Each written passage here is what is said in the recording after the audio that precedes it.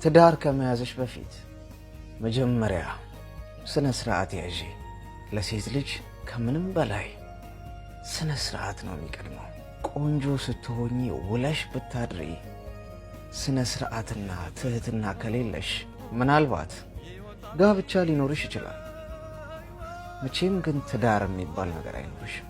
ይሄ ማለት ለአንድ ቀን ዓለምሽ ዛሬ ነው ይባልልሽና ከዛ በኋላ ዓለም የሚባል ነገር አይኖርሽም ማለት ነው። ብዙ ሴቶች ይሄ ነገር አይዋጥላቸውም። ባይዋጥልሽም አወራርደሽም ቢሆን ዋጭው። የወንዶች ሁሉ አንድ አይነት ቋንቋ ምን እንደሆነ ታውቂያለሽ?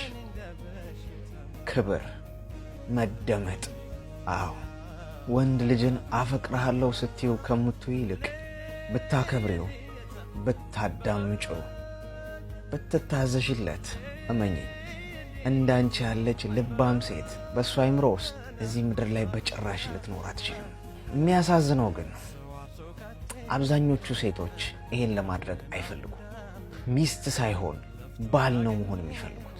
ይህንን ሚስጥርና ጥበብ የምትረዳው ብቸኛዋ ያቺ ልባም የሆነችው ሴት ብቻ ነች። አንዳንድ ሴት ለወንድ ልጅ ያላት ንቀት ገደብ የለውም። ከባሏ ጋር እኩል መልስ እየተመላለሰች ባሏ ሲያዛት ከመታዘዝ ይልቅ አፍንጫ ላስ እያለች መልስ እየመለሰችለት የተባረከ ትዳር እንዲኖራት ትመኛለች። እናም ወንዱ ሲስትና ጥሏት ሲሄድ ልቤን ሰበረው፣ ድሮም ወንድ የሚባል የታለ ትላለች።